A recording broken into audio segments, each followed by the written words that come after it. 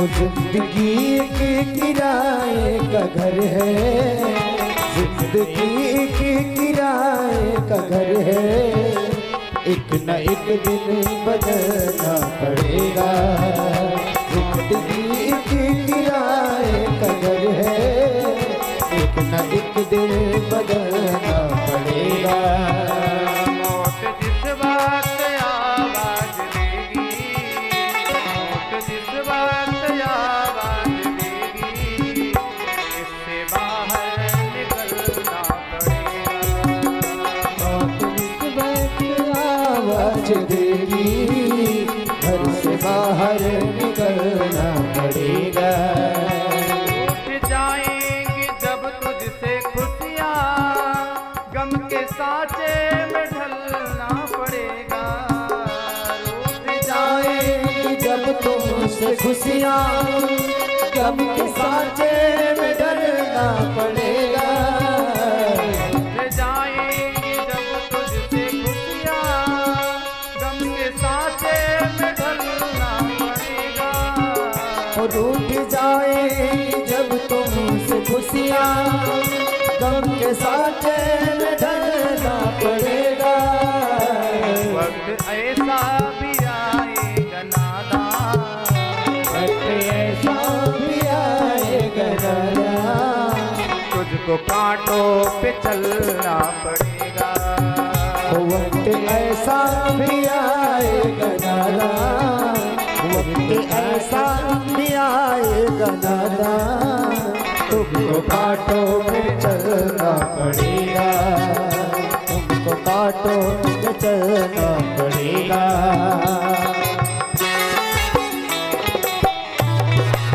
हरि बोल।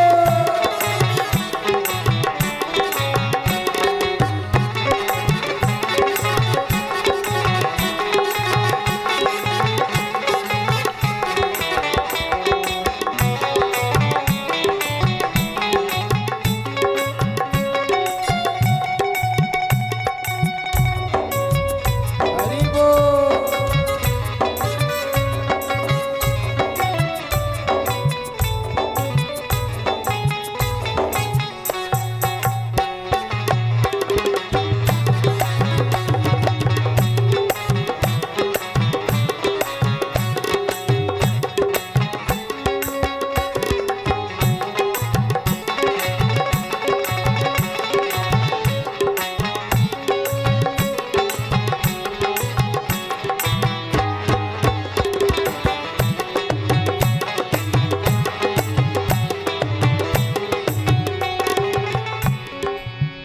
तेरे जितने भी भाई भतीजे, तेरे साथी हैं सब जीते जीते। तेरे जितने भाई भतीजे, तेरे साथी हैं सीधे सीधे। तेरे जितने भी भाई भतीजे, हरि बोल। तेरे साथी हैं सब जीते जीते। तेरे भाई भतीजे, तेरे साथी हैं सब जीते जी के। अपने आंगन से उठना पड़ेगा, अपने आंगन से उठना पड़ेगा, अपनी चौखट से उठना पड़ेगा।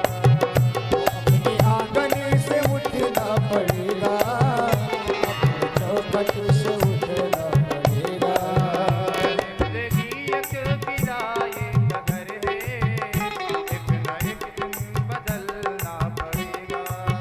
ओ जिंदगी ये किराए का घर है, जिंदगी ये किराए का घर है, एक न एक दिन बदलना पड़ेगा। पड़ेगा जिंदगी बदलना पड़ेगा।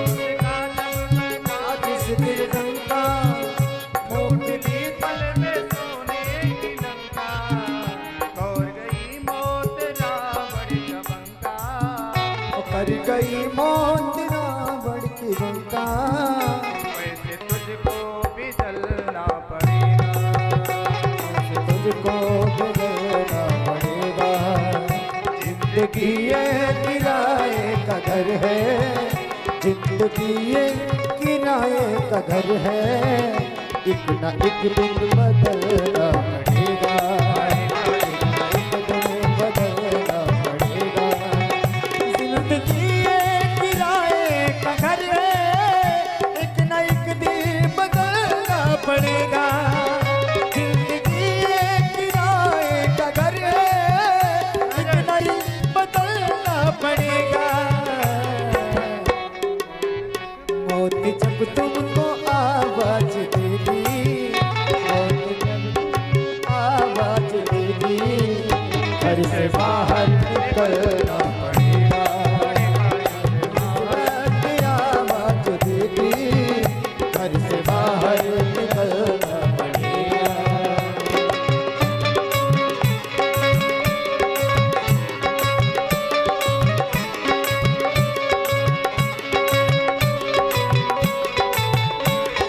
हरि बोल।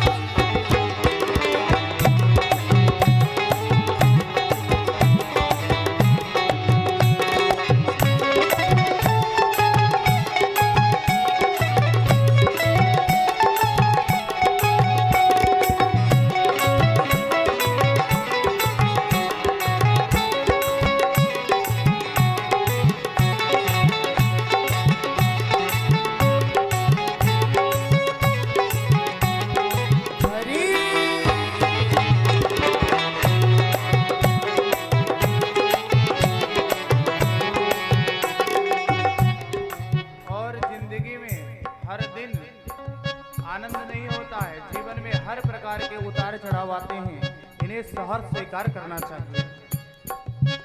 रात के बाद होगा सवेरा, देखना हो अगर दिन सुनहरा। रात के बाद होगा सवेरा, देखना है जो दिन सुनहरा सुनहरा। रात के बाद होगा सवेरा, देखना हो अगर दिन सुनहरा। रात के बाद होगा सवेरा, देखना हो अगर दिन सुनहरा। पाँव फूलों पे रखने से पहले, जय हो पाँव फूलों पे रखने से पहले, तुझको कांटों पे चल। हरि बोल। ओ पाँव फूलों पे रखने से पहले, तुमको कांटों पे चलना पड़ेगा। जिंदगी एक किराए का घर है, एक न एक दिन बदलना पड़ेगा। वो जिंदगी ये किराए का घर है, एक न एक दिन बदलना पड़ेगा। जिंदगी ये किराए का घर है, एक न एक दिन बदलना पड़ेगा। मौत जिस वक्त, मौत जिस वक्त, मौत जिस वक्त आवाज देगी, हर हर बाहर निकलना पड़ेगा। मौत जिस वक्त आवाज देगी, हर से बाहर निकलना पड़ेगा।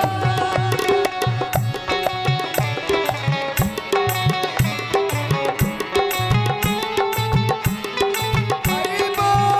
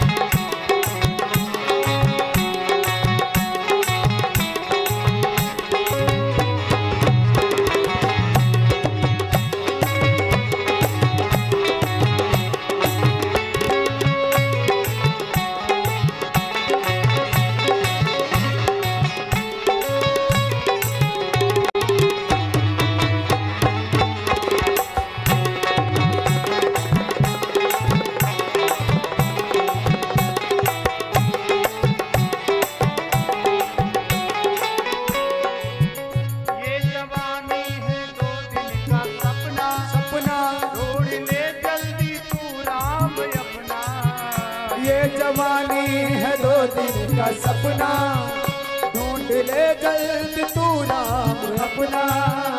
ये जवानी है 2 दिन का सपना, ढूंढ ले जल्दी तू राम अपना।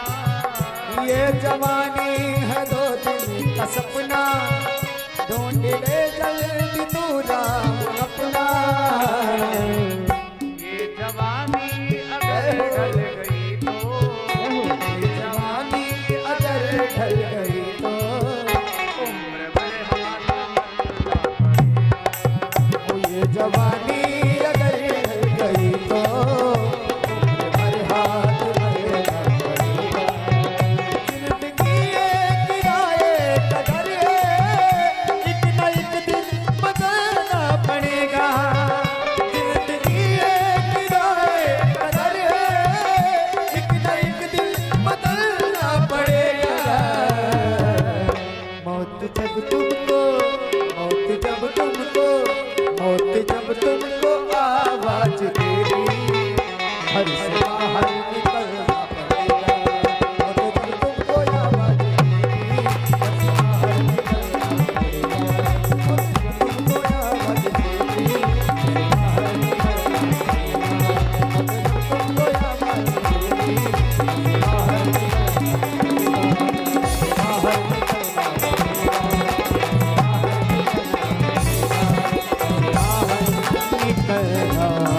पड़ेगा।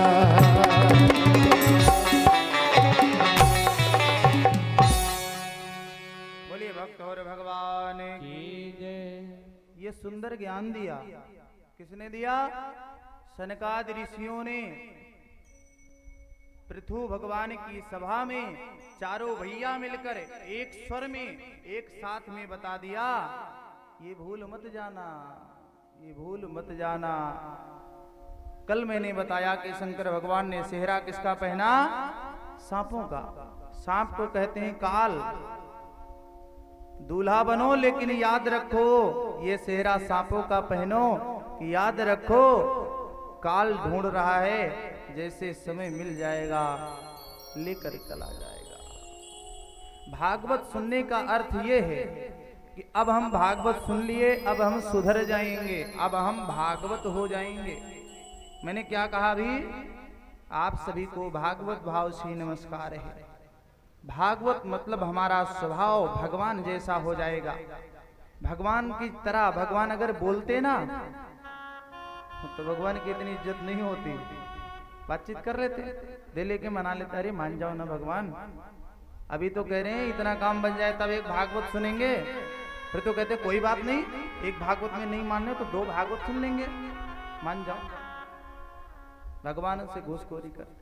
सुंदर ज्ञानोपदेश किया। ज्ञानोपदेश के बाद आज तो आप दोनों बहन लग रही है। सच बताओ, एक जैसे बिल्कुल तैयार होके आए हैं।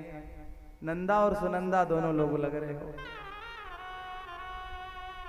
बोले महाराज अब अपने राम चलते हैं, आपको सुंदर ज्ञान दिया, अब संतों का एक जगह स्थिर रहना ठीक नहीं है। तो बोले महाराज कथा सुनाने के बाद कुछ दक्षिणा बनती है, तो कुछ दक्षिणा लेते जाइए। अच्छा तुम दक्षिणा दोगे? हाँ महाराज कुछ तो बोले जरा तुम विचार करो कि इस कथा के बदले में तुम कितनी दक्षिणा दे सकते हो, कितनी हिम्मत है तुम्हारी। तो भगवान पृथु ने अनुमान लगाया और कहा प्राणादारा सुता ब्रह्मण गृहास्य सपरक्षितः राज्यं बलं महीकोश इति सर्वं निवेदितम्। क्या पहले कहा? प्राणा दारा सुता लक्ष्मी, हमारे प्राण भी आप ले लो, हमारा धन पुत्र ऐश्वर्य राज्य बल जितनी हमारी शक्ति है, जहां कहोगे हम वहीं प्रयोग करेंगे, और तो और कुछ भूल गया हूं तो इति सर्वम निवेदितम, सब कुछ निवेदित है भगवान, मैं भी मेरे प्राण भी आपको समर्पित है। इस कथा के बदले में मेरी यह दक्षिणा है। सनकादि ऋषियों ने कहा अच्छा इसका मतलब तुम कंगाल हो गए? बोले महाराज हाँ। इसका मतलब तुम भी मेरे हो गए नौकर। बोले महाराज प्राणा दारा सुता लक्ष्मी का मतलब यही होता है, हमने सर्वस्व निवेदित कर दिया, मैं भी आपका नौकर। पक्का? बोले पक्का। सनकादिक ऋषि बड़े प्रसन्न हुए, बोले हम बाबा बैरागी हैं, हमें न तुम्हारा धन चाहिए, न तुम्हारा मकान चाहिए, न तू चाहिए, तेरा अहंकार मुझे चाहिए था, वो मैंने ले लिया। अब तेरे पास कुछ नहीं, तू भिखारी है, ये बात याद रखना, और इसके तू मुनीम बन जाओ। क्या बन जाओ? अब जब तुम्हें लगे कि ये मेरा है, तब अपने मालिक को याद कर लेना, इसका मालिक तो कोई और है, फिर तुम्हें अहंकार नहीं आएगा।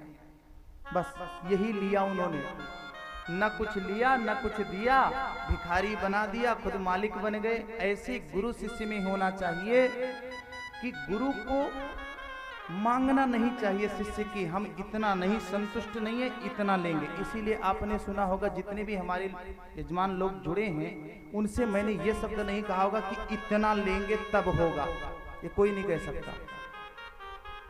हमने यही कहा होगा, जब भी कहा होगा अब से जितना बन पड़े, 11 रुपए भी लाकर दोगे ना तो भी इतनी ही सुंदर भागवत के आप यजमान बनेंगे, वही व्यवस्था आपको मिलेगी।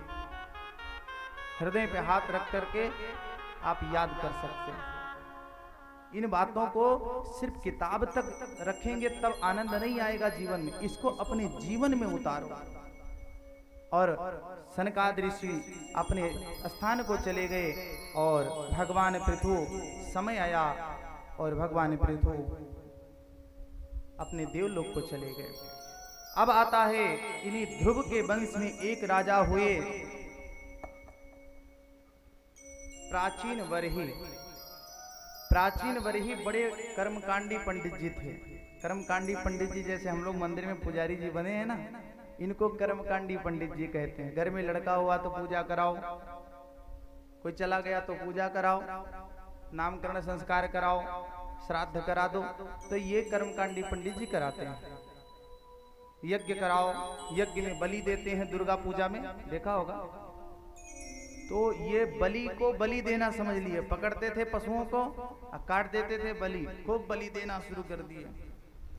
जितने यज्ञ करें उतने बलि दें, खूब बलि देना शुरू किए। एक दिन नारद जी आ गए, महाराज की जय हो, श्रीमन्नारायण नारायण नारायण, श्रीमन्नारायण नारायण नारायण, श्रीमन्नारायण नारायण नारायण,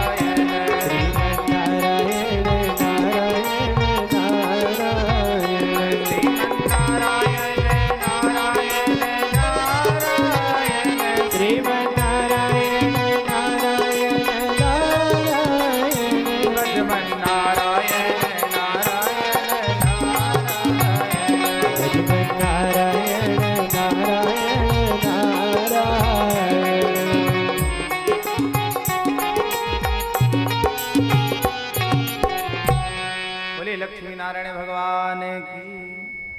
जहां नारायण का 3 बार शब्द सुनो, नारायण नारायण नारायण, ऐसा पासवर्ड बन गया है, ऐसा लोगो बन गया है नारद जी का कि कहने की जरूरत नहीं है कौन आया है, ऐसी ही पहचान बना लो।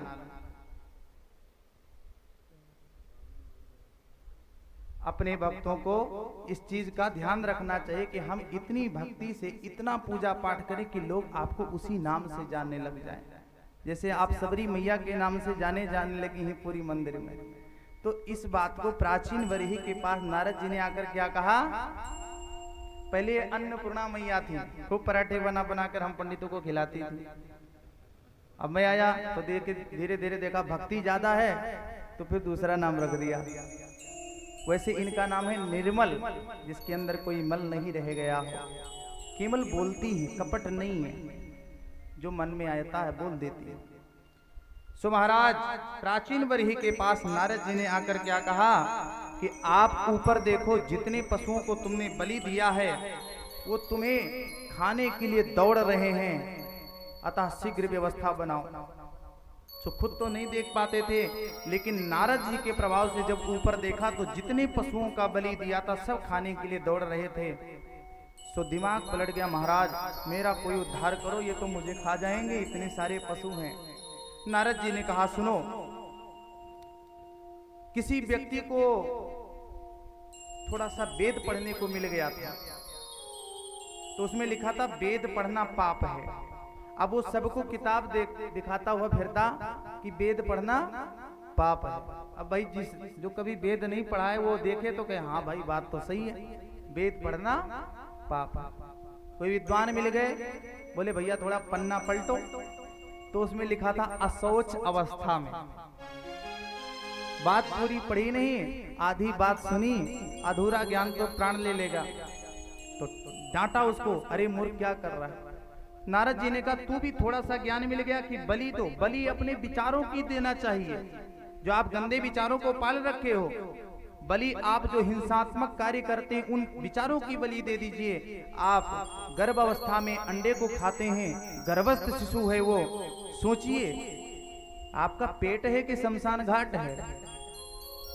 विचार करो, एक मुर्दे को छूते हो तो नहाते हो और उस मुर्दे को खाते हो, आपका पेट नहीं है शमशान घाट है। तो अपने विचारों की बलि दीजिए, लेकिन तुमने तो बलि राम राम दूसरा बलि समझ लिया, काटना पीटना। तो बोले महाराज कोई उपाय बताइए। तो उन्होंने, भगवान ने, नारद जी ने एक दृष्टांत दिया, एग्जाम्पल, कि अभिज्ञात और पुरंजन दो मित्र थे, दोनों घूमने के लिए निकले और अभिज्ञात से पुरंजन ने कहा कि महाराज मैं घूमना चाहता हूं। तो अभिज्ञात ने कहा पुरंजन से कि जाओ घूम के आओ, मैं यहीं बैठा हुआ हूं। पुरंजन घूमने के लिए निकला और पुरंजन को एक 9 दरवाजे का सुंदर शहर पसंद आ गया। उसमें जाकर के देखा, अंदर एक सुंदर युवती कन्या थी, उससे मिला तो उससे कहा कि तुम कौन हो। तो उसने कहा, उस युवती कन्या ने कहा मैं इस घर की, शहर की मालकिन हूं।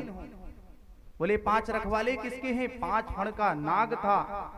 बोली ये बोली युवती स्त्री ने कहा मेरी सुरक्षा के लिए है 5 फण का नाग। तो बोले तुम कौन हो? तो बोले मैं पुरंजन। अच्छा पुरंजन, विवाह हो गया है? बोले नहीं नहीं मेरा भी विवाह नहीं हुआ है। अच्छा आपका विवाह नहीं, मेरा भी विवाह नहीं, तो दोनों मिलकर विवाह कर लेते हैं। अब दोनों ने विवाह कर लिया।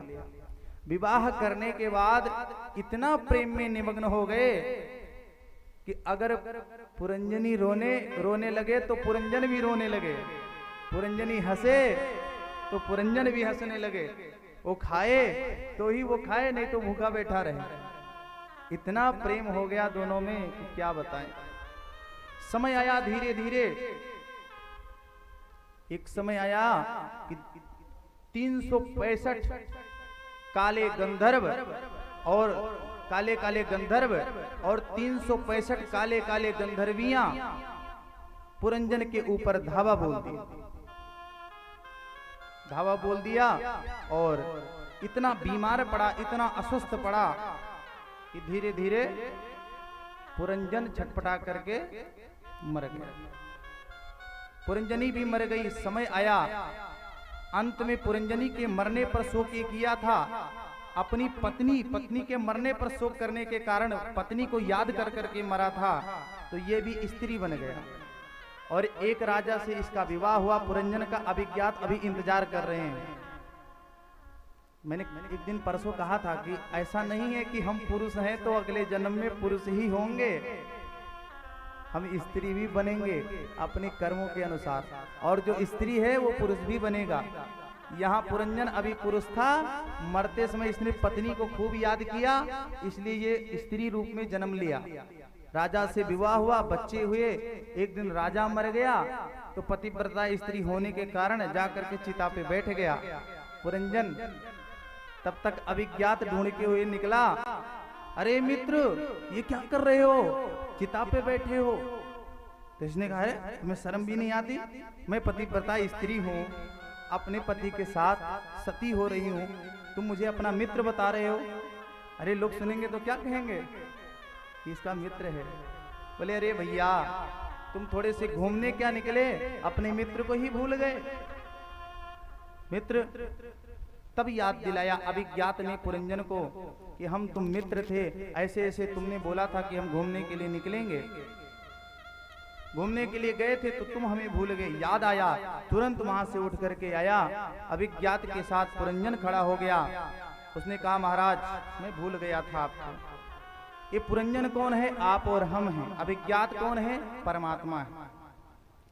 पंच फण वाला नाग कौन सा है? ये पंच प्राण है हमारे शरीर के, प्राण वायु, अपान वायु, व्यान वायु, उदान वायु और समान वायु। और ये 9 दरवाजे का जो शहर है ये शरीर है। अतः इस कथा से ये समझ आता है कि 365 गोरे गंधर्व, 300 काले गंधर्वियां दिन और रात हैं। हम आकर के इन 9 शरीर में इतने, एक राजा था तो जंगल में गया तो रात ज्यादा हो गई थी तो किसी के घर में कोई बना रखा था छोटी सी कुटिया टाइप की, तो उसमें सोचा कि रात को ठहर जाऊं। लेकिन उसने क्या देखा कि मांस के खूब बड़े बड़े टुकड़े काट करके उसने लटका रखा है।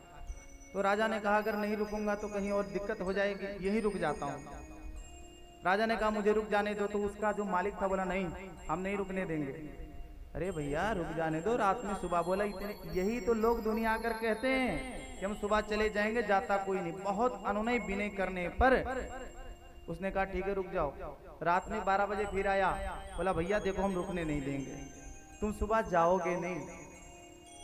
बोला नहीं नहीं सुबह चला जाऊंगा। सुबह हुआ, राजा यही बोलने लगा सुबह अब मैं नहीं जाऊंगा। उसने कहा देखो मैंने कहा था तुमसे कि तुम जाओगे नहीं और तुमने यही किया, रात में बोलते रहे मैं चला जाऊंगा मैं चला जाऊंगा, लेकिन अभी तुम कह रहे हो नहीं जाऊंगा। ये तो तुम धोखा कर रहे हो, मुझे पहले ही पता था।